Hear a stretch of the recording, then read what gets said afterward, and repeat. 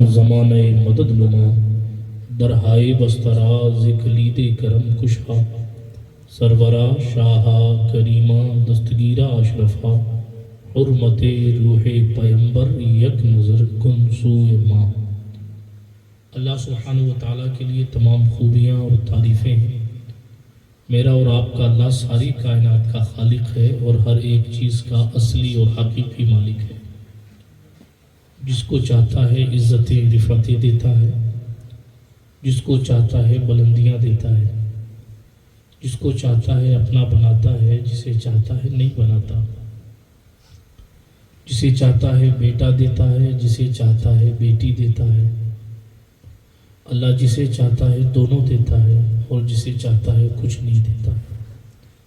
ساری کائنات اس اللہ کی مرضی کی محتاج ہے، وہ کسی کی بھی مرضی کا محتاج نہیں ہے۔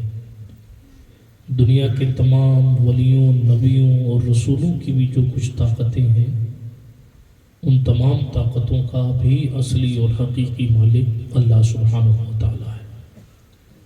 ہمیشہ سے ہے، ہمیشہ رہے گا۔ اکیلا ہے، تنہا ہے، یکتا ہے، بے نظیر ہے، بے مثیل ہے، بے بدیل ہے، لا شریک ہے، صمد یعنی بے نیاز ہے، لم یلد ولم یولد ہے، نہ کوئی اس کا باپ ہے نہ کوئی اس کا بیٹا ہے، لم یکن لہ کفوا احد ہے، اس کا کوئی ہمسر، کوئی ہم پلہ، کوئی برابر نہیں ہے، نہ اس کی صفات میں کوئی اس کا شریک ہے، نہ اس کی ذات میں کوئی اس کا شریک ہے۔ وہ ہے جس کی ہم اور آپ عبادت کرتے ہیں، جو ہمیشہ سنتا ہے، ہمیشہ دیکھتا ہے، خود فرماتا ہے لا تأخذہ سنۃ ولا نوم، نہ ہی اسے اونگ آتی ہے نہ ہی اسے نیند آتی ہے۔ وہو الحی القیوم، وہ ہمیشہ سے زندہ ہے، خود سے قائم ہے اور ہمیشہ قائم رہے گا۔ کل من علیہا فان ویبقى وجہ ربک ذو الجلال والاکرام، ہر چیز فنا ہو جائے گی مگر باقی رہنے والی ذات اللہ رب ذوالجلال کی ہے۔ تمام تعریفیں اسی کو زیبا ہیں کہ اس نے ہمیں اپنا محبوب عطا فرمایا اور اس مبارک محفل میں سنت محبوب کے موقع پر جمع ہونے کا شرف نصیب فرمایا۔ صلاۃ و سلام نبیوں کی جماعت پر۔ اللہ کا ہر نبی معصوم ہے، کیا شان ان کی ہے جو امام المعصومین ہے، کیا مرتبہ ان کا ہے جو سید الانبیاء والمرسلین ہیں۔ آئیے انہی کے دربار بے مثالی میں، جو مقصود کائنات بھی ہیں اور مالک کائنات بھی، جو مختار کائنات بھی ہیں، وجہ تخلیق کائنات بھی، جو مولائے کائنات بھی ہیں، جان کائنات بھی، جو روح کائنات بھی ہیں اور مالک کائنات بھی، سرور سروراں، شفیع مجرماں، انیس بے کساں، چارہ ساز درد منداں، رحمت عالمیاں، خسرو خوباں، سرور لالا رخاں، شفیع مجرماں، وکیل عاصیاں، پناہ بے کساں، ارواحنا فدا صلی اللہ علیہ وآلہ وسلم کی بارگاہ میں جی لگا کر درود شریف کا نذرانہ پیش فرمائیں۔ صلی علی سیدنا محمد وعلی آل سیدنا مولانا محمد صلاة تنجینا بها من جمیع الاحوال والآفات وتقضی لنا بها جمیع الحاجات وتطہرنا بها من جمیع السیئات وترفعنا بها عندك على الدرجات وتبلغنا بها اقصى الغایات من جمیع الخیرات فی الحیات وبعد الممات انك قریب مجیب الدعوات وانت على كل شیء قدیر۔ اس کی گونج تھوڑا کم کر دو، اس کی دھمک تھوڑا کم کر دیجئے۔ اللہ پاک نے میری آواز میں قدرتی طور پر دھمک رکھی۔ منظر فضائے دہر میں سارا علی کا ہے۔ مجھے ایسا لگتا ہے کہ جاوید باسنی صاحب اور عمران صاحب نے ہی محنت نہیں کی، صرف آپ کو چپ کرانے میں بھی ان کی کافی محنت شامل ہے۔ خیر، اس میں آپ کی بھی غلطی نہیں ہے، کیونکہ یہ سونے کا وقت اور ایسے سونے کے وقت میں خطیب کو لایا جاتا ہے تاکہ میری قوم دین سیکھ ہی نہ سکے الا ماشاء اللہ۔ منظر فضائے دہر میں سارا علی کا ہے، جس سمت دیکھتا ہوں نظارہ علی کا ہے۔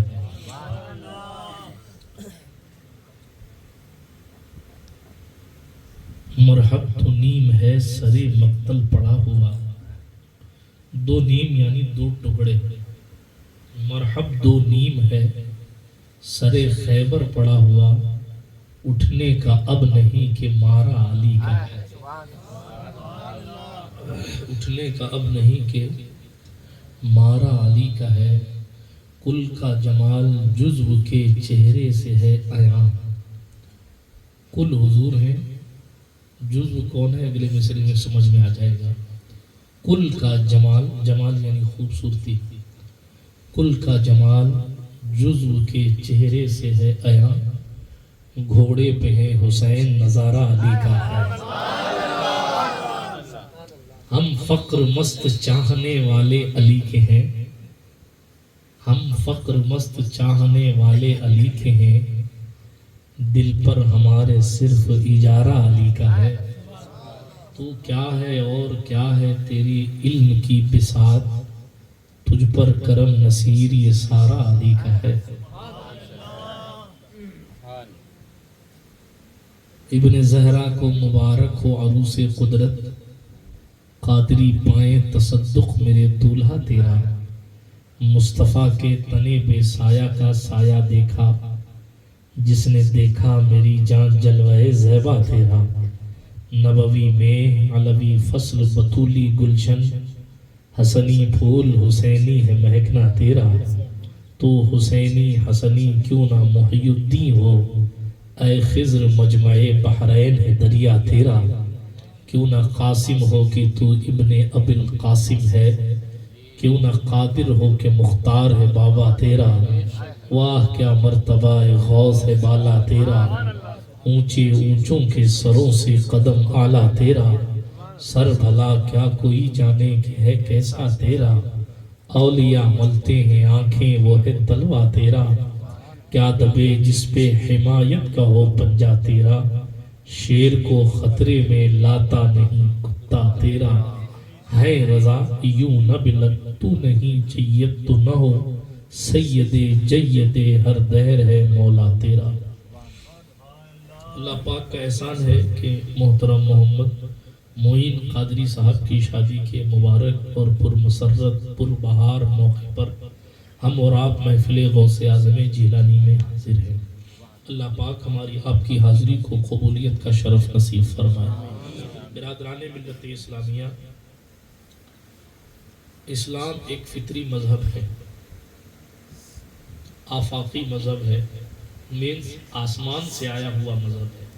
اس کے سنویدھان کسی چار دیواری میں نہیں بنائے گئے، بلکہ دنیا بنانے والے نے اسلام کا قانون اپنے محبوب کو بتایا، اور محبوب عربی صلی اللہ علیہ وسلم جو جانے کائنات ہیں، جن کے نور سے پوری کائنات بنائی گئی ہے، اس نور کائنات کے ذریعے اسلام کا نظام لوگوں کے درمیان، اس امت کے درمیان اللہ جل وعلا نے عطا فرمایا۔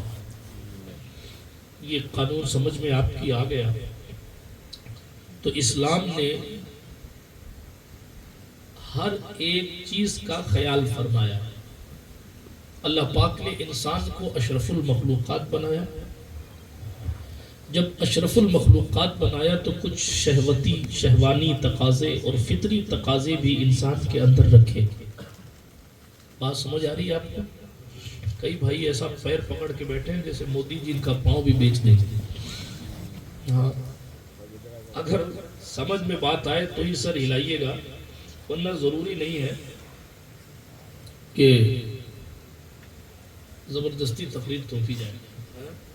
اس لیے کہ میں اپنی گفتگو میں کہا کرتا ہوں، میں اپنے جملوں کو قیمتی سمجھتا ہوں، تو آپ سمجھ رہے ہیں اگر قیمتی تو تھوڑا سا ہاں ہوں سبحان اللہ ماشاء اللہ کا اگر ورد ہوگا تو مجھے سمجھ آئے گا کہ آپ کو بات سمجھ آ رہی ہے۔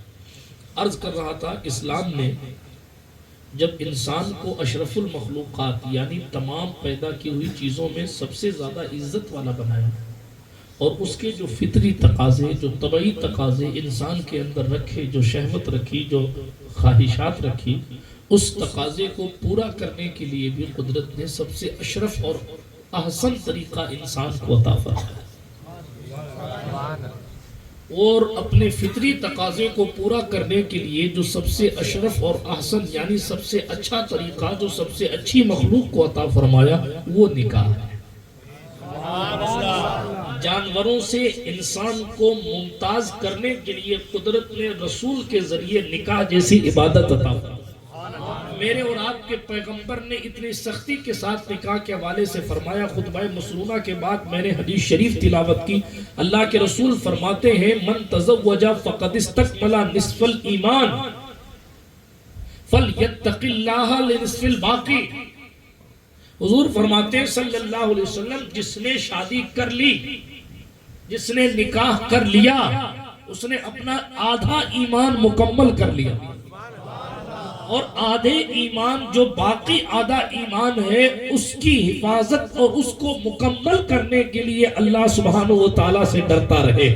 نکاح کا طریقہ اسلام نے دیا، اور اسلام کی یہ عطا یہ بھی ہے، یہ ہمارا اور آپ کا مقدر ہے کہ ہم دور عیسیٰ میں پیدا نہیں ہوئے، ہم امت مصطفیٰ میں پیدا ہوئے۔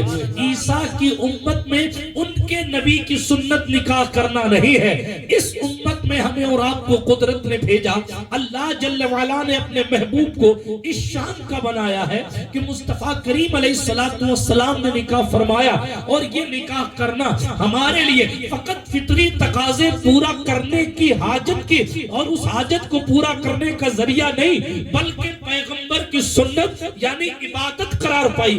بہت توجہ کے ساتھ سنیے گا برادران ملت اسلامیہ، ذرا غور فرمائیے، ہمارے علماء نے یہاں تک لکھا ہے، جو احادیث مبارکہ سے مفہوم نکلتا ہے، اگر کوئی بندہ اس لیے نکاح کرتا ہے تاکہ اس کی عزت سسرال میں بڑھ جائے تو خدا اس کو ذلیل کر دے گا، اگر کوئی اس لیے نکاح کرتا ہے کہ وہ مالدار ہو جائے تو خدا اس کو فقیر کر دے گا۔ اللہ الصمد۔ پھر نکاح کیوں کیا جاتا ہے؟ جواب آیا، نکاح اس لیے کرو کہ میرے محبوب نے کیا ہے، ان کی سنت ہے، اور مقصد نکاح یہ ہے میری نگاہوں کو جھکانے کے لیے، دامن کو پاکیزہ کرنے کے لیے، تنہائیوں کو بہتر کرنے کے لیے، پرہیزگاری میں دور بلندی اور پائیگی بلندی لانے کے لیے، مصطفیٰ جان رحمت صلی اللہ علیہ وسلم کو منانے کے لیے، اللہ سبحانہ و تعالیٰ کو راضی کرنے کے لیے نکاح کیا جائے۔ نکاح کا مقصد دولت کا حصول نہیں ہوتا، نکاح کا مقصد عزت کا حصول نہیں ہوتا، بلکہ فرمایا گیا جو شخص اللہ کی رضا کے لیے، دین کو مضبوط کرنے کے لیے، اپنے دامن کو پاک رکھنے کے لیے نکاح کرتا ہے تو دولت اور عزت تو قدرت اس کو بونس میں عطا فرما دیتی ہے۔ نیتوں کا قبلہ اگر درست ہوتا ہے تو برکتیں آتی ہے۔ پیغمبر امن کا یہ بھی فرمان موجود ہے، آپ حضرت مولانا مجاہد صاحب سے پوچھئے، یوں تو اس وقت اہل سنت کا ہر امام مجاہد ہے، لیکن ان کی شان یہ ہے کہ یہ اسم بھی ان کا مجاہد ہے اور کردار بھی ان کا مجاہد ہے۔ ہاں توجہ ہے آپ کی، عرض یہ کر رہا تھا، پیغمبر امن صلی اللہ علیہ وسلم نے فرمایا جو شخص اس نیت سے نکاح کرتا ہے کہ اس کا کیریکٹر صاف ہو جائے، مفہوم پیش کر رہا ہوں، حضور فرماتے ہیں اللہ خود اس کی مدد فرمائے۔ سبحان اللہ۔ معاف کیجئے گا، ہم نے اسلام کے بیسکس سے اپنی رسموں کے سامنے سمجھوتا کر لیا۔ اب اگر کہا جائے کہ بھئی نکاح کیوں نہیں کرتے تو کہا حضرت ابھی میں پاؤں پہ کھڑا نہیں ہوں، حالانکہ ہزاروں کروڑوں جگہ کھڑا ہو چکا ہے، اور ایسی جگہ بھی ہمارا مسلم معاشرہ جا کر کھڑا ہو رہا ہے، الامان والحفیظ، جہاں کھڑا ہونا جائز نہیں۔ آپ دیکھ لیجئے کیا حالات ہیں، بہت زیادہ گہرائی میں جانے کی ضرورت نہیں، سب سمجھدار لوگ بیٹھے۔ سوچئے آپ یہ کیوں ہوا؟ کیونکہ ہم نے اسلام کی تعلیم کو فالو نہیں کیا۔ حضور نے فرمایا ایمان مکمل کرنا ہے تو نکاح کرو، بلکہ جامع صغیر کی ایک روایت مجھے یاد آ رہی ہے، سبحان اللہ، فرمایا گیا سنو معین قادری صاحب، تمہارا آج کچھ اور ہے اور کل کچھ اور ہے۔ ہاں یہ میں مذاق میں نہیں کہہ رہا ہوں، حدیث کی روشنی میں کہہ رہا ہوں۔ جامع صغیر میں ایک روایت آئی ہے کہ غیر شادی شدہ شخص 2 رکعت پڑھتا ہے تو اس کو 2 رکعت پڑھنے کا ثواب ملتا ہے، اور شادی شدہ 2 رکعت پڑھتا ہے تو اس کو 70 رکعت پڑھنے کا ثواب، 70 رکعت پڑھنے کا ثواب ملتا ہے۔ ہاں، بڑی جلدی ثواب کو لینے کی کوشش کرنی چاہیے۔ اللہ جل وعلا نے فرمایا، بات سمجھ آ رہی ہے آپ کو؟ فرمایا ہے ایمان والو اللہ سے ڈرو۔ حضور نے کیا فرمایا؟ نکاح سے بات کو جوڑ رہا ہوں، چونکہ محفل کا نام جشن غسل الورا ہے، موقع شادی ہے، بولنا دونوں پر ہے، تو ربط اور ضبط بھی ضروری ہے۔ اس لیے کوشش کر رہا ہوں مفتی اعظم راجستھان کی علمی فیضان سے دونوں چیز کو صحیح معنوں میں جوڑ کے آپ کے سامنے پیش کریں۔ ولیوں کی بات سننے جاتے ہیں تو قرآن کہتا ہے ایمان والو اللہ سے ڈرو اور سچوں کے ساتھ ہو جاؤ۔ وہاں مقصد وہاں بھی متقی بنانا اور تقوی کی حفاظت کروانا۔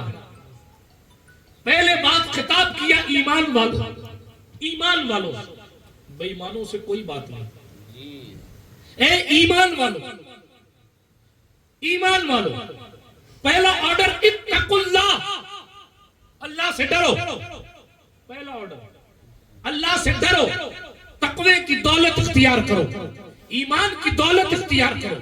تقوی یعنی اللہ سے ڈرنا، گناہوں سے بچنا، پرہیزگار ہونا، یہ ساری چیزیں تقوی میں آ جاتی ہیں۔ تقوی کا ڈکشنری کے حساب سے معنی ڈرنا بھی ہوتا اور بچنا بھی ہوتا۔ بات سمجھ آئی نہیں آئی؟ آپ تو ایسے بیٹھے ہوئے ہیں، سر بھی نہیں ہلا رہے، جیسے کفر ہو جائے گا اگر سر ہلا رہے یا بیوی کو طلاق پڑ جائے گی۔ میں اس ٹائپ کا خطیب نہیں ہوں کہ اپنا روداد سفر سناؤں اور چٹکلے سنا کے گھر چلا جاؤں۔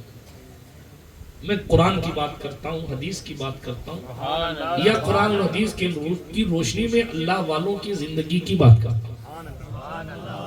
اگر آپ کو انٹرسٹ ہے تو سنیے، ورنہ میرا کوئی عبداللطیف صاحب سے پیکٹ نہیں ہے کہ اتنا دو گے تو اتنی دیر بولوں گا، نہیں، کچھ نہیں، وہ سب اپنے یہاں نہیں ہے۔ اگر آپ سنیں گے تو بولوں گا، ورنہ محفل صلاۃ و سلام کی دہلیز پر پہنچ چکی ہے نا۔ اس لیے آپ کی اجازت ہو تو تقریر کرو۔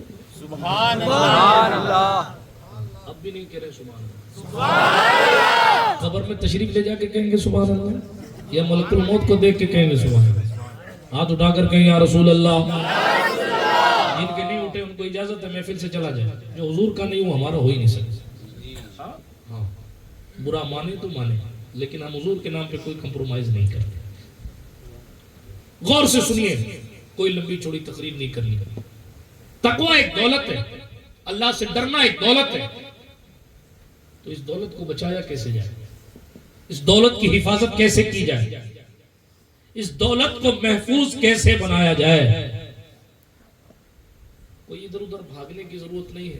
آپ جو صبح شام کما کے لاتے ہیں اس کو کیسے محفوظ بناتے ہیں؟ کسی کے پاس پیسے رکھوا دیتے ہیں؟ نہیں رکھواتے، کہتے ہیں صاحب وہ کھا جائے گا اگر اس کو پتہ نہیں ٹائم پہ دے گا بھی کہ نہیں دے گا۔ پسینہ نکال نکال کے کما کے لاتے ہیں، کوئی پتھر توڑ کے کما کے لاتا ہے، کوئی کمپیوٹر چلا کے کما کے لاتا ہے، کوئی کتنی محنت کر کے لاتا ہے، اور اس کے بعد اپنا پیسہ اور ایک پرچی لیے ہوئے بینک کی لائن میں کھڑا ہوتا ہے، 20 لوگوں کے پیچھے ہاتھ باندھے جناب کھڑے۔ ارے بھائی کیوں کھڑے ہو؟ پیسہ جمع کرانے آ جاؤ۔ ارے تیرا پیسہ، تیری محنت، تیرا پسینہ، تیری گاڑی کمائی، تو یہاں پھر ہاتھ باندھ کے کھڑا ہوا کہ میرے پیسے جمع کر لو، میرے پیسے جمع کر لو، میرے پیسے جمع کر لو۔ کیوں جمع کراتا ہے؟ کہا وہ اس لیے جمع کراتا ہوں تاکہ میرے پیسے ہلاک ہونے سے بچ جائیں گے، میں اپنے بینک والوں کو 50,000 روپے دے کر اپنی ایک سلپ لے لوں گا کہ ہاں تمہارے 50,000 روپے ہمارے پاس رکھے ہوئے، جب مجھے ضرورت ہوگی، تھوڑی ضرورت ہوگی تو تھوڑی نکال لوں گا، پوری ضرورت ہوگی تو پورا پیسہ پیسہ نکال لوں گا تاکہ میرا مال ڈوبنے سے بچ جائے اس لیے بینک والوں کو جمع کرانے آیا ہوں، تاکہ میرا مال چوری سے محفوظ رہے اس لیے بینک والوں کو جمع کرانے آیا ہوں، ہے نا، ہلاکت سے بچ جائے اس لیے بینک والوں کو جمع کرانے، 1,50,000 کی دولت کی حفاظت کے لیے بینک والوں کے ساتھ ہونا پڑتا ہے اور جا کر ان پر بھروسہ کر کے اپنی دولت ان کو پیش کرنی پڑتی ہے تاکہ مال کی حفاظت ہو جائے۔ قرآن نے کہا تقوی کی دولت کی حفاظت چاہیے، اشارہ مل رہا ہے وَكُونُوا مَعَ الصَّادِقِينَ، سچوں کے ساتھ ہو جاؤ۔ حضرت شیخ عبد القادر جیلانی کے فدائی ہو جاؤ گے، تقوی کی دولت اختیار کی اور پھر غوث پاک کے سائے میں جا کر بیٹھ گئے، غریب نواز کے دامن میں چھپ گئے، مخدوم اشرف کے سائے میں بیٹھ گئے تاکہ اے اللہ تیرے ان محبوب بندوں کے صدقے میرے ایمان کی دولت کی بھی حفاظت فرما اور میرے تقوی کی دولت۔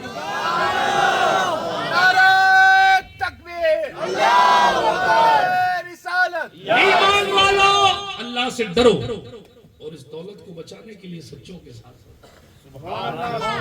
سچوں کے ساتھ۔ وہاں بھی ڈرنے کا آرڈر، یہاں بھی حضور فرما رہے ہیں تم میں سے جس نے شادی کی اس نے آدھا ایمان مکمل کر لیا، باقی آدھے کی حفاظت اور تکمیل کے لیے باقی آدھے کو مکمل کرنے کے لیے اللہ سے ڈرو۔ دونوں جگہ ایک بات مشترک ہے، وہ یہ ہے خوف خدا، اللہ کا ڈر۔ بات سمجھ آ رہی ہے؟ نکاح دامن کو گناہوں سے بچانے کے لیے کیا جاتا ہے، یہ میں نے عرض کیا، سمجھ میں آئی بات؟ نہیں آئی؟ نہیں آئی تو آپ کی مرضی، میرا کام کہنا تھا، آوے تو سبحان اللہ، نہیں آوے تو الحمدللہ سبحان اللہ۔ ایک صحابی حضرت عکاف ابن بشر تمیمی حضور کی خدمت میں آئے، اللہ کے رسول علیہ السلام نے فرمایا عکاف یا عکاف، فرمایا تمہاری کوئی بیوی ہے کہ نہیں؟ حضور نے فرمایا کوئی باندھی ہے کہ نہیں؟ تم تو مالدار بھی ہو؟ کہا ہاں یا رسول اللہ۔ حضور نے فرمایا پھر تو تم شیطان کے بھائی ہو۔ غالباً مسند احمد کی حدیث ہے، شیطان کے بھائی۔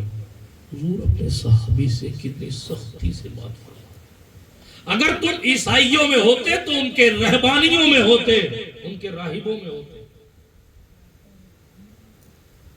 لمبی حدیث ہے، اسی حدیث میں سرکار نے فرمایا نیک انسان کو بہکانے کے لیے شیطان کے پاس عورت جیسا بہت طاقتور ہتھیار ہے۔ مفہوم حدیث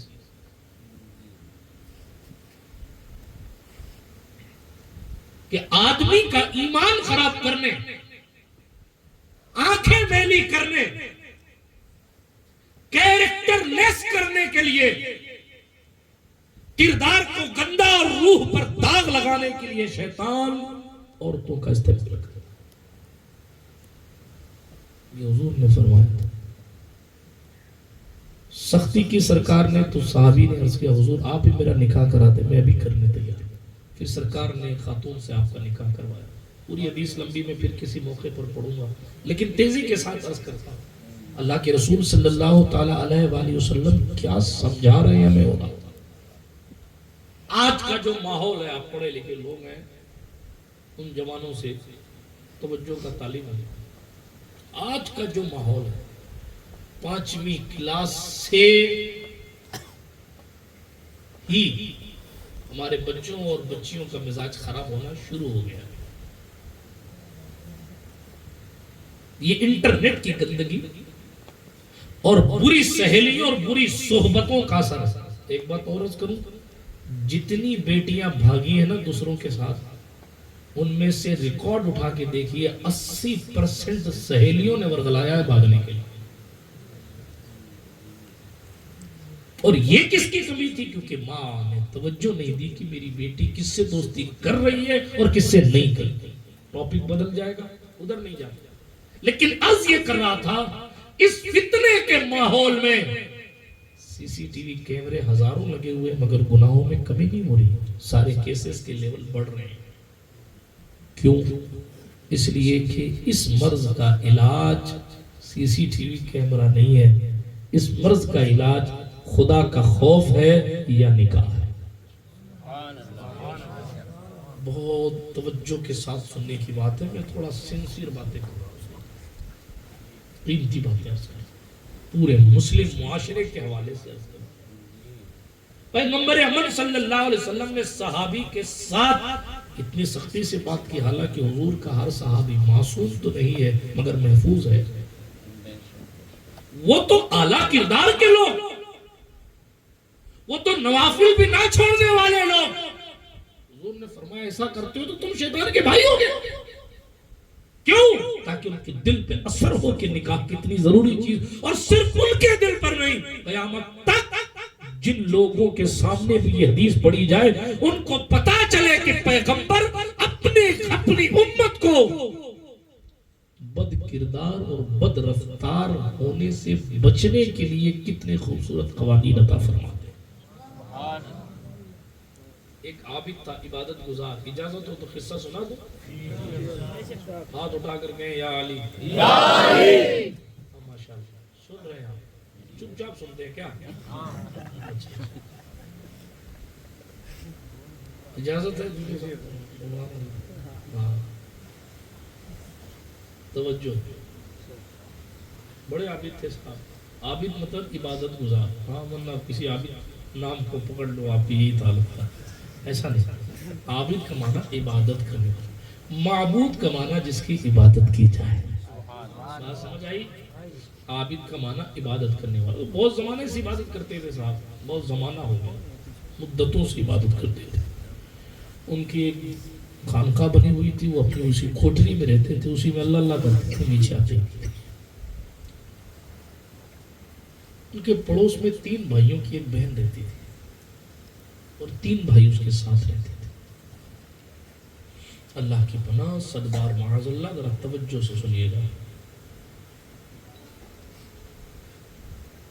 یہ بھائی کسی جنگ میں شریک ہونے کے لیے جانے لگے تو انہوں نے یہ سوچا کہ ہم اپنی بہن کو کس کے حوالے کریں کہ جو کھانا وغیرہ کا خیال کرے اور اس کی نگاہیں بھی پاکیزہ ہوں۔ میں ٹپوری کی بات نہیں کر رہا ہوں، اس وقت میں سالوں سے عبادت کرنے والے شخص کی بات کر رہا ہوں۔ امید ہے کہ آپ اس چیز کی اہمیت کا اندازہ کریں گے۔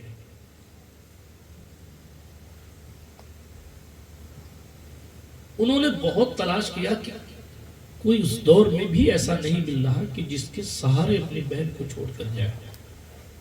تینوں بھائی اس بات پر متفق ہوئے، وہ فلاں ملا، فلاں گھر سے وہ چند قدم دور وہ ایک اللہ والے رہتے ہیں، ہاں رہتے ہیں، کہ ان سے جا کے ریکویسٹ کریں گے، گزارش کریں گے، اپیل کریں گے کہ آپ ذرا ہماری بہن کی نگرانی کیجئے گا، اور ہم اللہ کے دین کی خدمت کے لیے جا رہے ہیں، آپ کو بھی ثواب ملے گا، ذرا سا توجہ فرمائیے گا، تاکہ وہ بہن کی طرف توجہ رکھیں گے۔ دکھا آدمی بھی نیک ہے، پاکیزہ ہے، خیالات پاکیزہ ہیں، وغیرہ وغیرہ، یہ سب سوچ کر تینوں بھائی وہاں پہنچے، اور تینوں بھائی جب وہاں پہنچے تو ان تینوں بھائیوں نے اللہ والے کو بہت منایا، مگر اس اللہ والے نے منع کر دیا کہ نہیں بھئی یہ میرے کام کا نہیں، یہ میرے بس کا کام نہیں ہے، میں یہ سب نہیں کر پاؤں۔ لیکن پھر ان بھائیوں نے کہا دیکھیے حضرت، اگر ہم تینوں میں سے کوئی اگر جہاد میں نہیں گیا تو پھر ظاہر بات ہے ثواب نہیں ملے گا، اگر آپ تھوڑی سی مشقت اٹھا لیں گے اور تھوڑا سا خیال رکھ لیں گے تو ہم جہاد میں جا سکتے ہیں، ہم دین کی خدمت کر سکتے ہیں، ہم دین کے لیے جا سکتے ہیں، وغیرہ وغیرہ۔ بالآخر اللہ والا مان گیا کہ ٹھیک ہے میں تھوڑا کھانے کا خیال کر لوں گا، نگرانی کر لوں گا۔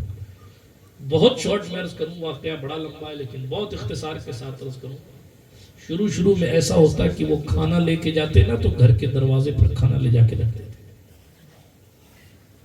اور پھر اپنے کمرے میں آتے اور اپنے کھڑکی میں آنے کے بعد کچھ ایسا بجاتے تھے جس سے اس خاتون کو پتا چل جائے کہ بھئی کھانا دروازے پہ رکھا ہوگا، یعنی کھانا بھی اس کی نگاہ کے سامنے دروازے پر نہیں رکھتے تھے۔ اتنا تقوی اور اتنی پرہیزگاری کا تصور تھا۔ کچھ دن گزرے، شیطان نے وسوسہ ڈالا، یار بغیر باپ کی، بغیر ماں کی، بغیر بھائیوں کی یہاں بیٹی رہتی ہے، بہن رہتی ہے، اس کی خیریت پوچھنا تو دور کی بات ہے۔ ارے کھانا رکھ کے آتے ہو، کہیں کوئی نقصان ہو گئے اٹھا لے جائے، کوئی جانور اٹھا لے جائے، کم سے کم کھانا رکھنے تک تو وہاں کھڑے، کھانا اٹھانے تک تو وہاں کھڑے رہا کرو۔ کہاں بات سمجھ آتی ہے؟ ہے کہ کھانا کوئی اور نہ لے کے چلا جائے وغیرہ وغیرہ. اب یہ ہوا کہ وہ کھانا لے کر جاتے تھے اور دروازے پر کھڑے رہتے تھے, کھانا دروازے کے اندر رکھ دیتے, جب وہ خاتون آ کے کھانا اٹھا لیتی تب جا کر وہ اپنے کمرے میں چلے آتے تھے, لیکن نگاہیں اب بھی نہیں ملی. کچھ دن اور گزرے, شیطان نے وسوسہ ڈالا, اتنے دن ہو گئے, وہ بھی حضور کی امت میں سے ہے, اسے خیریت نہیں پوچھ سکتے کہ کیسی ہو بہن. اگلے دن اس صاحب نے خیریت پوچھی. پھر کچھ دن گزرے تو ساتھ بیٹھنے لگے, پھر کچھ دن گزرے تو قربت ہو گئی, پھر کچھ دن گزرے تو پاؤں پھسل گئے اور منہ کالا کر لیا. کچھ دنوں کے بعد اس خاتون کے گھر میں بچے کی ولادت ہو گئی. الامان والحفیظ, سالوں کا عبادت گزار اس وقت کا زانی بن گیا. توجہ ہے آپ کے؟ سالوں سے عبادت میں تھا. ہمارے اور آپ کے پاس تو نوافل ہے ہی نہیں, ہمارے اور آپ کے پاس تو روزوں کا تصور ہے ہی نہیں, نفل روزوں کا. ہمارے اور آپ کے پاس تو حیا کے لیے کوئی برہمستر یا کوئی تلوار ذوالفقار ہے ہی نہیں. سالوں عبادت کرنے والا شخص اس دہلیز تک پہنچا کہ اس نے منہ کالا کیا اس خاتون کے ساتھ, اور پھر اس سے حرام کا بچہ ہوا. جب پیدا ہوا تو پھر شیطان نے وسوسہ ڈالا, اگر اس کے بھائی آ گئے اور تیری رنگ ریلیوں کو دیکھ لیا تو تجھے زندہ نہیں چھوڑے, کیا کروں؟ پھر خیال آیا کہ ایسا کر بچے کو ختم کر. اس نے بچے کا قتل کیا. کل کا عبادت گزار آج کا زانی بھی بن گیا, آج کا قاتل بھی بن گیا. اللہ اکبر. پھر شیطان نے اس کو ورگلایا, اور کب تو کیا سوچتا ہے کہ یہ بہن اپنے بھائیوں سے تیری شکایت نہیں کرے گی. بات یہاں تک پہنچی اس نے اس خاتون کا بھی قتل کر دیا, اور قتل کر کے اس کی گھر میں اس کو گاڑ دیا, دفنا دیا, اور اسی بچے کو بھی وہیں دفنا دیا.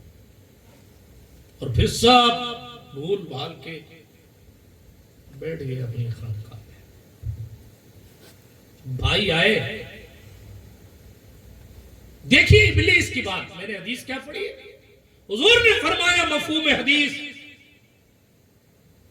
کہ شیطان کے پاس جوانوں کو بہکانے کے لیے عورت سب سے بڑا ذریعہ ہے.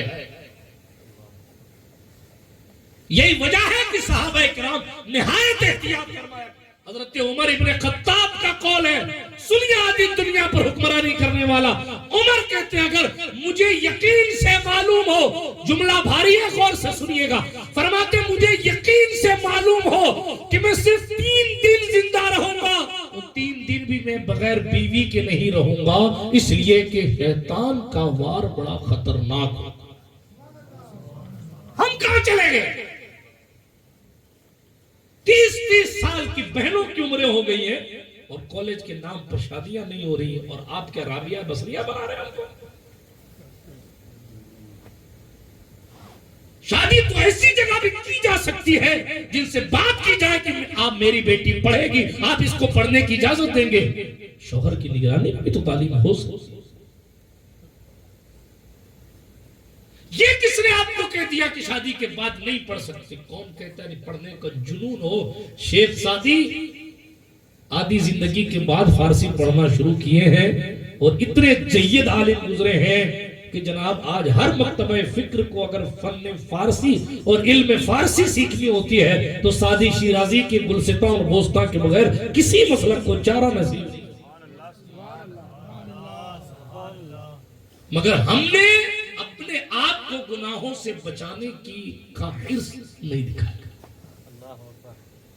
یہی وجہ رہی کہ ہمارے خیالات انٹرنیٹ کی گندی وادیوں اور شادیوں اور عرسوں کے موقعوں پر مرد اور عورت کے اختلاط کی گندی محفلوں نے ہمارے جوانوں کے خیالات کو اس قدر معوف کر دیا کہ اب وہ سوچتا بھی نہیں ہے کہ میں جس نبی کا کلمہ پڑھتا ہوں وہ محبوب دکھتے کیسے تھے.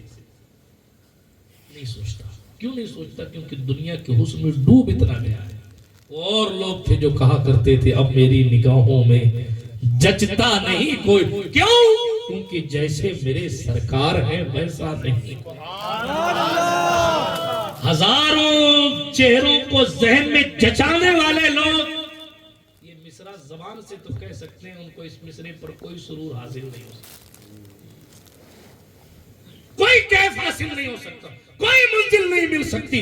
اس لیے کہ پہلے اس منزل پر پہنچنا پڑتا ہے کہ ہاں زمانہ کچھ بھی کہے، دیوانے جان دے دیں گے مگر دامن نہ چھوڑیں گے تمہارا یا رسول. ہزار مشکلوں اور مصائب کو برداشت کرنے کے بعد بندہ اس منزل پر پہنچتا ہے. ایک طرف آدائے دی، ایک طرف ہے حاسدی.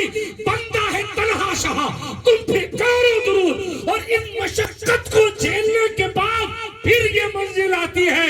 بس انہیں جانا، انہیں مانا، نہ رکھا غیر سے کام. ہمارے تو سارے کام ہی غیر سے ہیں. کیا نہ رکھا غیر سے کام؟ ہمارا تو کام ہی حضور سے نہیں پڑتا. معاف کیجیے گا اللہ. ہمیں تو حضور کی سنتوں کا علم نہیں ہے. عمل کیا ہے؟ پہلے سنت جانیں گے تب تو عمل کریں گے. ہمارے پاس ٹائم ہی نہیں ہے یہ سیکھنے کے لیے کہ حضور کی سنت پرٹیکولر اس چیز میں کیا ہے. جب پتہ ہی نہیں تو عمل کہاں ہوگا؟ انہیں پتا تھا اور عمل کرتے تھے، تب کہا تھا انہیں جانا، انہیں مانا، نہ رکھا غیر سے کام. للہ الحمد میں دنیا سے مسلمان. نہ رکھا غیر سے کام پر ان کا اتنا عمل تھا کہ اگر ان کو وقت کی کچہری والے بھی ستاتے تھے نا تو وہ حضور سے شکایت کرتے تھے. نہ رکھا غیر سے کام پر محدث بریلوی کو اتنا کمانڈ حاصل تھا اور اتنا عمل تھا کہ اگر جناب کشتی ڈوبنے لگتی تو پھر ان کی فکر بھی ملاح کی طرف نہیں جاتی بلکہ کائنات کے مختار کو یاد کر کے کہتے آنے دو یا ڈبو دو، اب تو تمہاری جانب کشتی تمہیں پہ چھوڑی لنگر اٹھا. ان کو ٹینشن ہوتی تھی تو وہ گولیاں لے کے سوتے نہیں تھے. وہ کہتے ان کے نثار کوئی کیسے ہی رنج میں ہو. جب یاد آ گئے ہیں، سب غم بھلا دیے ہیں، دل میں طرح طرح کے خدشات آتے تو پھر وہ کہتے تھے ایک دل ہمارا کیا ہے، آزار اس کا کتنا. یا رسول اللہ تم نے تو چلتے پھرتے مردے جلا. عشق پیدا کیجئے. عشق اقبال نے کہا تھا، اپنی زندگی میں کہا تھا اقبال نے، یہ فاقہ کش جو موت سے ڈرتا نہیں ذرا بھی. مسلمان بھوکا رہ لیتا ہے، موت سے نہیں ڈرتا. روح محمد اس کے بدن سے نکال دو. یعنی حضور کا عشق اس کے بدن سے نکال.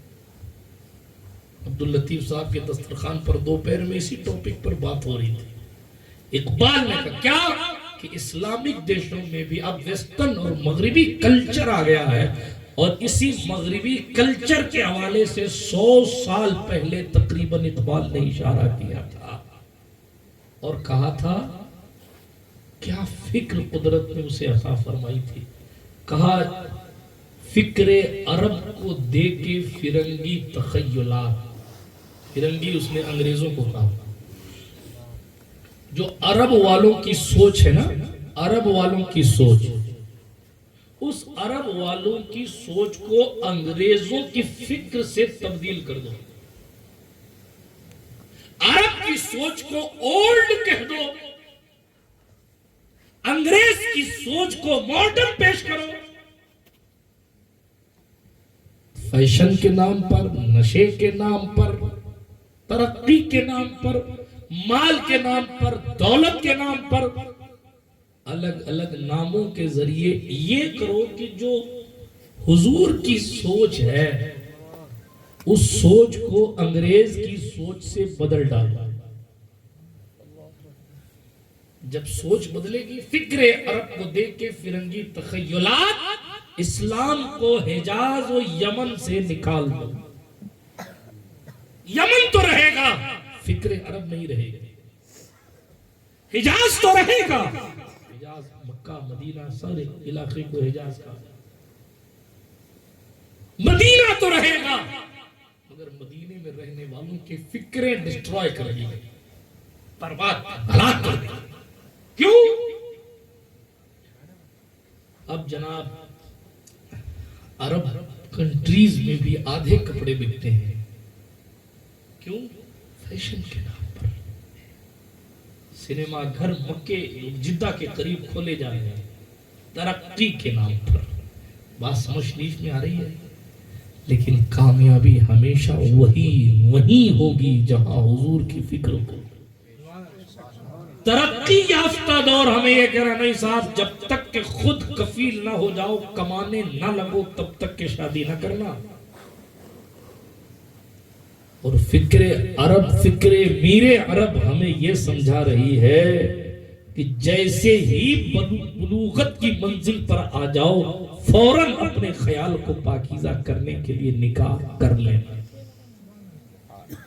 ہم پر کون سی سوچ غالب ہے وہ ہم جانتے ہیں۔ ہر بندہ غریب نواز نہیں ہوتا، ہر بندہ مخدوم اشرف جہانگیر سمنانی نہیں ہوتا۔ شاہ سمنان نے اپنے مرشد کے کہنے پر ایسا تہبند بادا کہ ساری زندگی نکاح نہیں کیا، اور غریب نواز خدمت دین میں اتنا ڈوب گئے تھے کہ انہیں نکاح یاد ہی نہیں رہا۔ یاد ہی نہیں رہا۔ ایک دن حضور خود خواب میں آ کر فرمانے لگے، معین الدین میری اس سنت پر بھی عمل کر لے۔ تب خواجہ پاک نے پہلا نکاح فرمایا۔ بات دور نہ چلی جائے، ختم کر رہا تھا، برانجے پولیس صاحب بھی واپس آ گئے ہیں، تو بات کو اختتام کی سرحد تک لے کر جا دو۔ وہ واقعہ سنا رہا تھا، یاد ہے آپ کو واقعہ؟ تین بھائی والا مجاہد صاحب آج تقریر سن رہے ہیں اللہ کے دوست سے۔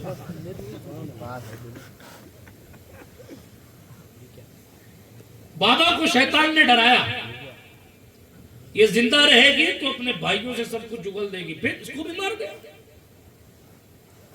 جو سالوں سال کٹیا میں بیٹھ کر اللہ کی باتیں کرنے اور نعرے لگانے والا، وہ نہیں بچ سکا۔ ہم تو بھیڑ میں رہنے والے لوگ ہیں صاحب، ہم تو اسٹیشنوں اور ایئرپورٹس اور جناب والا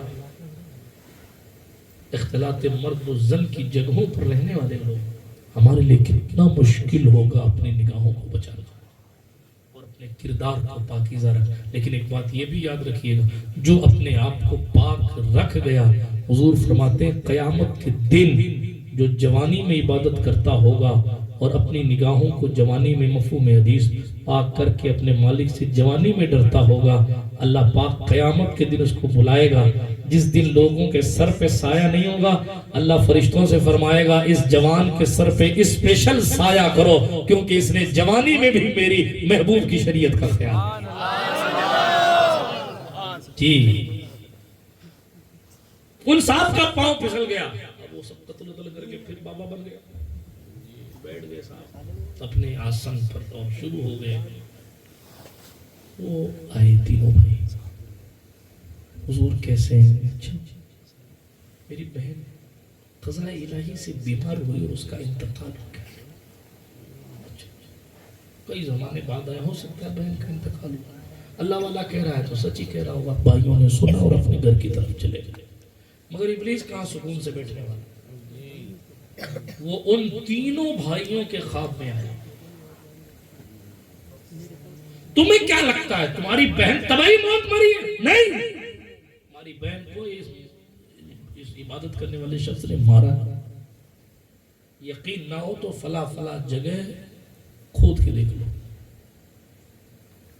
تینوں بھائی صبح اٹھے، ایک نے دوسرے سے خواب بیان کیا، ایک نے کہا جانے دے خواب خواب، دوسرے نے کہا جانے دے خواب خواب، لیکن تیسرے بھائی نے کہا نہیں، تینوں کے تین کے پاس خواب آیا ہے تو یہ کچھ الگ ہی بات ہے، ہم تحقیق کریں گے۔ کیا جاتا ہے زمین کھودنے، دل کا خیال ہے تو چلو۔ شیطان نے باقاعدہ جگہ بتائی تھی خواب میں ان کو کہ یہاں دفنا دیا ہے۔ خدا گیا نا، ظاہر ہے باڈی نکلی، بچے کے لیے آثار نکلے، عزت گئی، روح پر داغ لگا، زانی بنا، قاتل بنا، اب رسوائے زمانہ بھی ہوا۔ وقت کے جج یعنی قاضی صاحب کے پاس اس کی شکایت کی گئی، جج نے فیصلہ سنا، کل کا اللہ والا آج مجرم بنا کر کھڑا کیا گیا۔ جج نے کہا ان النفس بالنفس کے تحت اس کو سزائے موت دی جائے، پھانسی کی سزا دی جائے۔ پھانسی کی سزا دینے کے لیے دن، تاریخ، جگہ، وقت متعین کیا گیا۔ ابھی تک بد عمل ہے مگر مسلمان ہے، زانی ہے، چور ہے، استغفر اللہ، زانی ہے، قاتل ہے، حق مارنے والا ہے، جھوٹا ہے، مکار ہے، مگر کافر نہیں ہے۔ جب یہ تختہ دار پر لایا گیا تو ابلیس پھر آیا، اور ابلیس نے آ کر کہا تو چاہتا ہے کہ میں تجھے بچا لوں؟ تو چاہتا ہے کہ تیری جان بخشی ہو جائے؟ ہاں بالکل میں چاہتا۔ کہا پھر کلمہ کفر بک دے اپنی زبان سے، ایسا جملہ کہہ دے جس سے اسلام سے خارج ہو۔ دنیا غالب آتی ہے نا،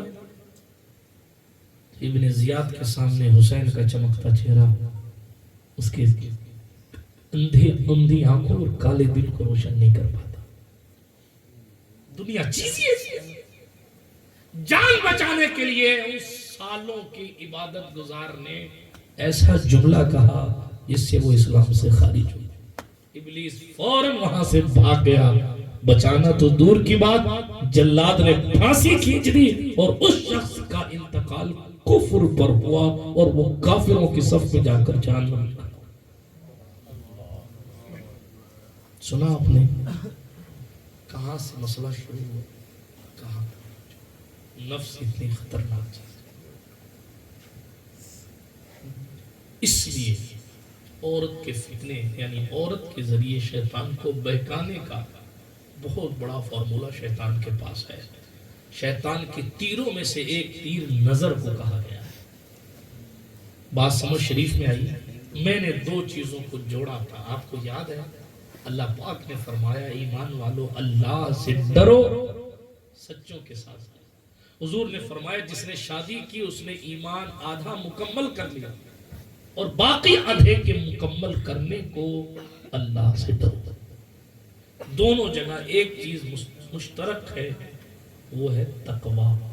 نکاح کرنے کا مقصد بھی یہ ہے کہ بندہ خود کو متقی اور پرہیزگار بنائے۔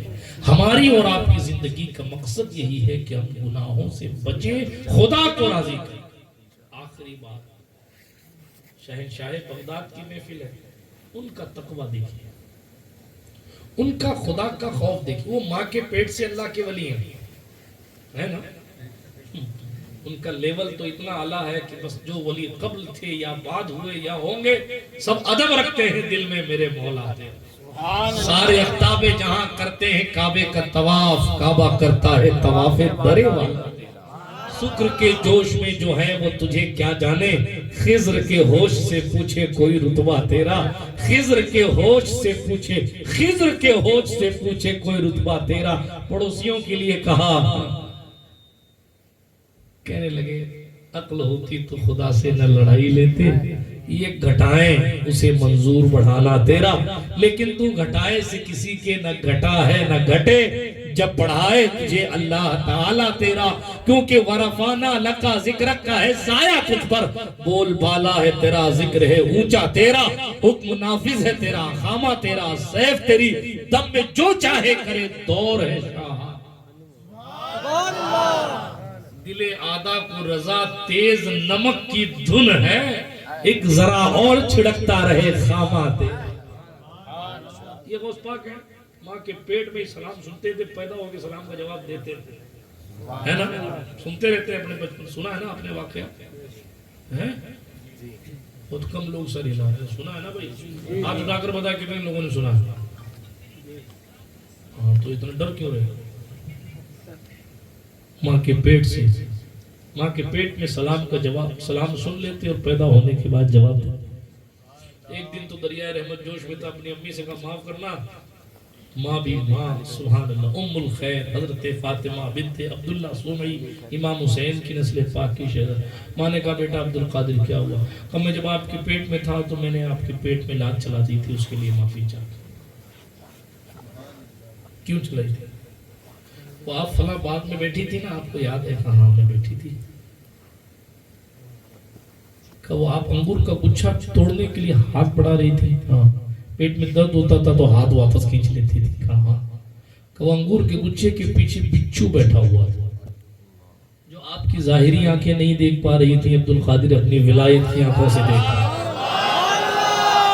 بول تو سکتا نہیں تھا کہ لوگ ڈر جاتے، اس لیے میں پاؤں چلاتا تھا تاکہ ماں کے پیٹ میں درد ہوگا تو ماں اپنے ہاتھوں کو گچھے سے کھینچ کر پیٹ پر رکھ لے گی، اس وجہ سے اس طریقے سے میں اپنی ماں کو بچھو کے ڈنگ سے بچا سکتا ہوں۔ یہ شہنشاہ بغداد، پیروں کے پیر، میروں کے میر، روشن ضمیر، قطب ربانی، شہباز لامکانی، محبوب سبحانی، غوث سمدانی، قندیل نورانی، شاہ جیلانی، حضرت پیر لاسانی، محی الدین ابو محمد سید عبد القادر جیلانی، حسنی حسینی مکمل پنجتنی رضی اللہ تعالیٰ عنہ کی ذات۔ برادران ملت اسلامیہ، جس کا بچپن ایسا اس کا بچپن کیسا ہوگا؟ پرہیزگاری کا کیا لیول ہوگا؟ تقوی شعری کا کیا لیول ہوگا؟ ہم تو سوچ بھی نہیں سکتے غوث پاک جہاں سے محنت کر کے نکل گئے۔ اور آپ کا ایک قول ہے، سن لیجئے گا اور اپنے ذہن شریف میں بٹھا لیجئے گا۔ غوث پاک فرماتے مجاہدہ کرنے کے جتنے طریقے تھے عبد القادر نے ہر طریقے سے مجاہدہ کیا، بھوکا رہ کر، پیاسا رہ کر، بیٹھ کر، سو کر، لٹک کر، الٹا لٹک کر، اللہ اکبر۔ 1 سال تک پانی نہیں پیا ہی نہیں، 1 سال تک کچھ کھایا ہی نہیں۔ اس پاک کا ماننے والا حلال اور حرام کا فرق نہیں کر پا رہا۔ انٹرنیٹ پہ جوئے کھیلے جا رہے ہیں، پڑوسی کو پتا بھی نہیں چلے کہ ہم کتنے بڑے جواری ہیں، بس اکاؤنٹ میں آتا رہے۔ کیا فرشتوں کو بھی نہیں پتا چلتا؟ ایسے ملے گی غوث پاک کی روحانیت، ایسے ان کی مدد آئے گی۔ بات آج کر رہا تھا، بڑی محنت کی آپ نے، بڑی محنت کی، پڑھنے میں بھی بڑی محنت کی۔ ہاں آج لوگ سمجھتے ہیں کہ ادھر چھو کیا کام ہو گیا۔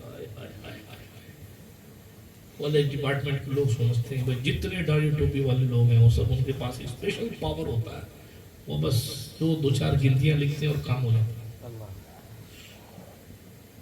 غوث پاک نے جیلان چھوڑنا تھا ایجوکیشن حاصل کرنے کے لیے۔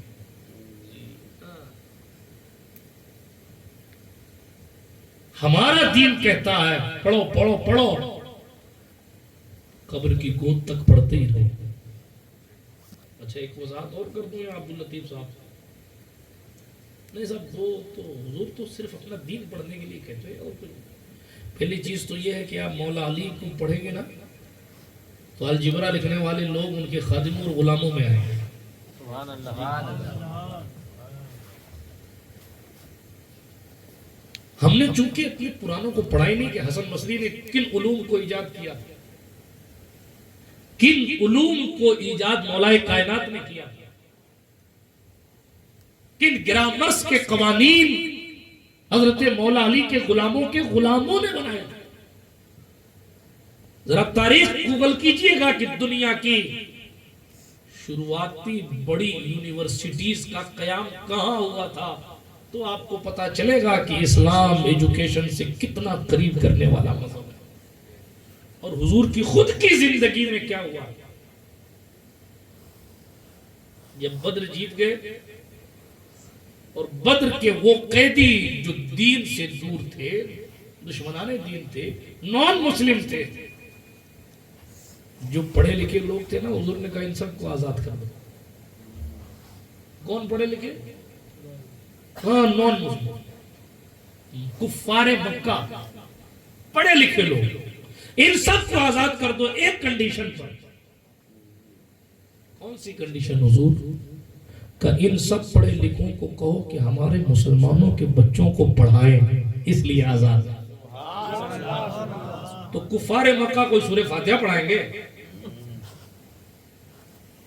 کفار مکہ کوئی نومیر پڑھائیں گے مولانا مجاہد صاحب؟ کفار مکہ کوئی بخاری پڑھائیں گے، حدیث پڑھائیں؟ نہیں، کفار مکہ وہی پڑھائیں گے جو آپ کالجوں میں پڑھ رہے ہیں۔ حضور نے تو اس کی تعلیم اپنی زندگی میں دی ہے۔ اسلام صحیح معنوں میں معرفت اس بندے کو ہی ملتی ہے جو پڑھتا ہے۔ پڑھے گا نہیں تو اس کو پہچان کیسے ہوگی؟ جب اس کو مخلوق کی پہچان نہیں ہوگی تو خالق کی پہچان کیسے ہوگی؟ خالق کو پہچاننے کے لیے اس کی پیدا کی ہوئی چیزوں کو پہچانو اور غور کرو۔ قرآن بھی یہی کہتے ہیں فَاعْتَبِرُوا يَا أُولِي الْأَبْصَارِ، اے آنکھ والو غور و فکر کرو۔ قرآن کیا فکر دے رہا ہے؟ اَفَلَا يَنْظُرُونَ إِلَى الْإِبْلِ كَيْفَ خُلِقَتْ، وہ نہیں دیکھتے اونٹ کی طرف کہ کیسے پیدا کیا گیا۔ اب اگر کوئی کالج میں جا کے یہ سیکھ رہا ہے کہ بھئی یہ اونٹ کی باڈی ہے، اس میں کیا کوالٹیز ہے، اور اونٹ کتنے دن پیاسا رہ سکتا ہے، کتنے دن نہیں رہ سکتا ہے، اس کو جو ہے وہ کیا کیا طاقتیں اور قوتیں حاصل، وہ تو قرآن پہ عمل کر رہا ہے یار، کیونکہ قرآن نے کہا۔ وہ نہیں دیکھتے، غور نہیں کرتے کہ اونٹ کیسے پیدا کیا گیا۔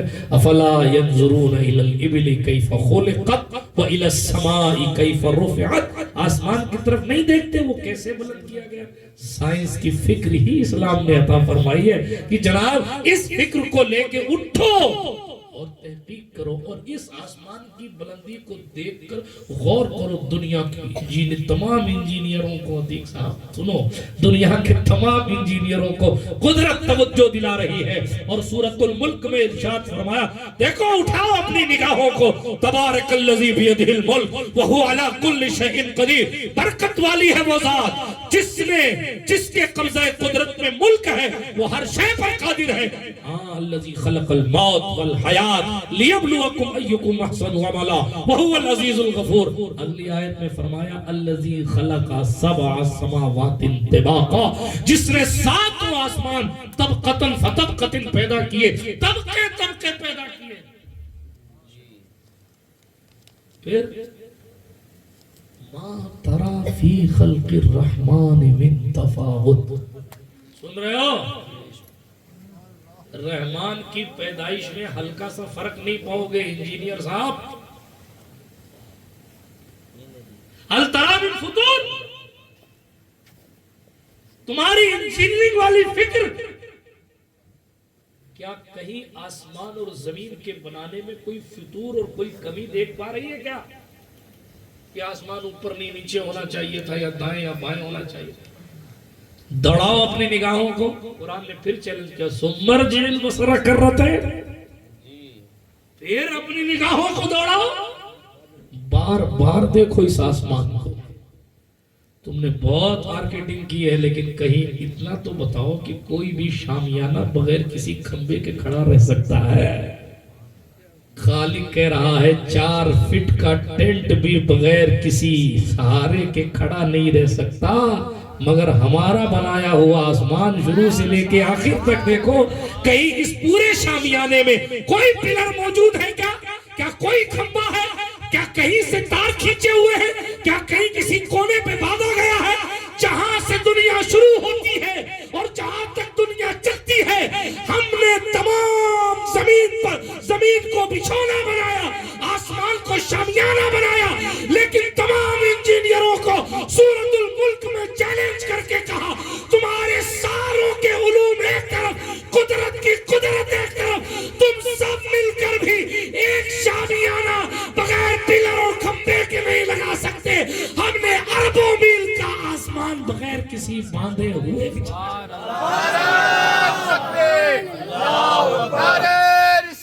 اور کرو غور، پڑھائی کرو، غور کرو کہ ایسا کیسے ہوا، لیکن پڑھائی کرنے میں خیال کرو کہ میں یہ اس لیے پڑھ رہا ہوں تاکہ اپنے مالک کو پہچان جاؤں، اپنے مولا کی معرفت حاصل ہو جائے کہ وہ بغیر کسی سہارے کے آسمان کا شامیانہ لگانے والا، جب اس کے لگائے ہوئے آسمان کو کسی قسم کے سہارے کی ضرورت نہیں تو وہ خود کب کسی سہارے کا محتاج ہوگا؟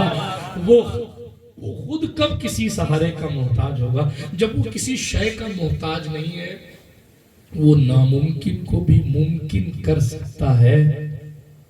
تو پھر دعا مانگنے میں بھی اپنی عقل شریف کا استعمال مت کرو کہ یہ کیسے ہوگا، یہ تو ممکن ہی نہیں ہے۔ ناممکن کو ممکن کرنا ہی تو اس کی شان ہے۔ کیا بغیر باپ کے بیٹا پیدا ہونا ممکن تھا؟ لیکن عیسیٰ کو پیدا کر کے اس نے دکھایا۔ کیا مرے ہوئے لوگ واپس زندہ ہوتے ہیں، وہ بھی 12 سال کے بعد؟ لیکن اپنے محبوب کی زبان سے کر کے دکھایا نا، تاکہ دنیا کو پتا چل جائے جس سے مانگ رہے ہو نا، وہاں یہ مت سوچنا کہ یہ والی نوکری کیسے لگے گی اور اتنی بڑی نوکری کیسے لگے گی اور یہ منزل کیسے پار ہوگی اور یہ امتحان میں کیسے کامیاب ہوں گا اور یہاں کیسے پہنچوں گا اور وہاں کیسے پہنچوں گا۔ وہ اپنے ماننے والوں اور اپنے وفاداروں کے لیے سمندروں کو بھی حکم دے دیتا ہے، اور ڈبونے والی سمندر جب میرے محبوب کے وفادار آئیں گے تو تجھے یہ حق نہیں ہے کہ تو ان کو ڈبو سکے۔ اس لیے لاہور کے کلندر کو کہنا پڑتا ہے، دشت تو دشت ہے، دریا بھی نہ چھوڑے ہم نے، بحر ظلمات میں دوڑا دیے گھوڑے۔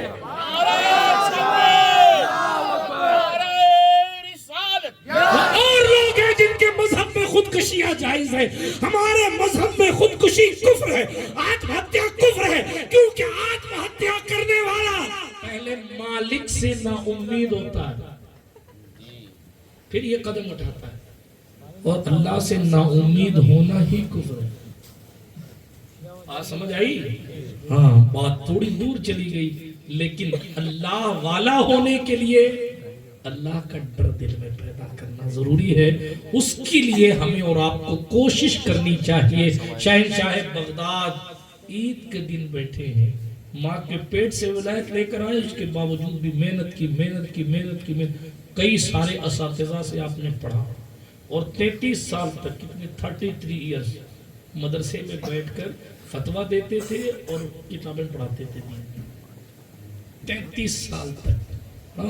آج تو لوگ سمجھتے ہیں اللہ والوں کا تعلق صرف لمبی زلفوں اور چلموں سے۔ معاف کیجئے، میں یہ نہیں کہتا ہر چلم پینے والا جھوٹا ہے، مگر میں یہ بھی نہیں کہتا کہ ہر سچا چلم پیتا ہے۔ آپ لوگ عقل مند لوگ ہیں، لیکن اللہ طریقت کی اور شریعت کی کبھی بنی نہیں۔ صوفیوں کی صاحب مولویوں سے نہیں بنتی، غوث پاک سے کیسے بنتی تھی؟ وہ بھی تو ایک مولوی تھے، اور اس شان کے تھے کہ 33 سال تک، 2-4 دن نہیں، 33 ایئرز مسلسل مدرسہ نظامیہ جہاں آپ نے پڑھا، وہاں 33 سال تک پڑھایا، کئی سال تک پڑھا، پھر 33 سال تک پڑھایا، اور وہیں پڑھاتے پڑھاتے ایک دن جوش آ گیا، تقریر کرتے کرتے وہ منزل کو جب بندہ پہنچتا ہے، معراج کے قریب ہوتا ہے، تو اسے بلیہ بن بلقان ابو العباس حضرت خضر علیہ السلام کی زیارت ہوتی ہے۔ لیکن اس مدرسے میں پڑھانے والے بغداد کی سرکار نے ایک دن تقریر کرتے کرتے دیکھا کہ خضر اڑ کے جا رہے ہیں، دریائے رحمت جوش میں آ گیا، حضور کی یاد آ گئی ہوگی، سرکار بغداد کو جوش آیا، فرمایا اے خضر نیچے اترو اور اس محمدی کی تقریر سن کے جاؤ، نیچے اترو اس محمدی کی تقریر سن کے جاؤ۔ یہ بغداد کا شہنشاہ، برادران ملت اسلامیہ، خود فرمایا درست العلم حتی صرت قطبہ، میں نے علم حاصل کیا یہاں تک کہ میں قطب ہو گیا۔ سبحان اللہ، کچھ اور ذکر نہیں کیا اس مصرے میں، علم حاصل کیا یہاں تک کہ میں قطب ہو گیا۔ وَنِلْتُ السَّعْدَ مِن مَوْلَى الْمَوَالِي، آقاؤں کے آقا، مالکوں کے مالک اللہ پاک سے میں نے نیک بختیوں کے خزانے پائے ہیں، اس طرح میں نیک بخت ہوا۔ بہت ساری باتیں ہیں، لیکن عید کے دن بیٹھ کر رو رہے تھے، یہ خدا کا ڈر ہے۔ اس منزل پر پہنچنے کے باوجود بھی یہ خدا کا ڈر ہے، رو رہے تھے عید کے دن۔ کسی نے کہا او شہنشاہوں کے شہنشاہ، او ولیوں کے ولی، او امام الاولیاء، او زبدۃ الاتقیاء، سند الاسفیاء، امام الاولیاء، او بغداد کے شہنشاہ، او قطب الاقطاب، فرد الافراد، غوث الاغواث، او آقاؤں کے آقا غوث اعظم دستگیر۔ آج تو خوشی کا دن ہے، رونے کا نہیں۔ اس پاک نے فرمایا اللہ صمد عبد القادر کے لیے عید کا دن وہ دن ہوگا جس دن ایمان لے کر اس دنیا سے چلا جائے گا. ایمان اور تقوی اتنی قیمتی چیز ہے. اسی تقوی کو پانے کے لیے نمازیں پڑھی جاتی ہیں, اسی تقوی کو پانے کے لیے روزہ رکھا جاتا ہے, اسی تقوی کو پانے کے لیے نکاح کیا جاتا ہے, اسی تقوی کو پانے کے لیے آنکھوں کو بے حیائی سے بچایا جاتا ہے, اسی تقوی کو پانے کے لیے رسول کی فرما برداری کی جاتی ہے. اللہ پاک ہمیں اور آپ کو متقی بنائے اور اس محفل سعید کو اپنی بارگاہ بے نیازی میں قبولیت کا شرف نصیب فرمائے. جو کچھ باتیں ہوئی اللہ پاک ان سب پر ہم سب کو عمل پیرا ہونے کی سعادت بخشے. درمیان گفتگو کوئی جملہ غیر شرعی نکل گیا ہو تو اللہ پاک معاف فرمائے. استغفر اللہ تعالی ربی من کل ذنب واتوب الیہ. اشہد ان لا الہ الا اللہ وحدہ لا شریک لہ واشہد ان سیدنا محمدا عبدہ ورسولہ. سبحانک لا علم لنا الا ما علمتنا انک انت العلیم الحکیم. واخر دعوانا ان الحمدللہ رب العالمین. ماہ مدینہ اپنی تجلی عطا کرے. یہ ڈھلتی چاندنی دوپہر کی ہے. السلام علیکم ورحمۃ اللہ وبرکاتہ.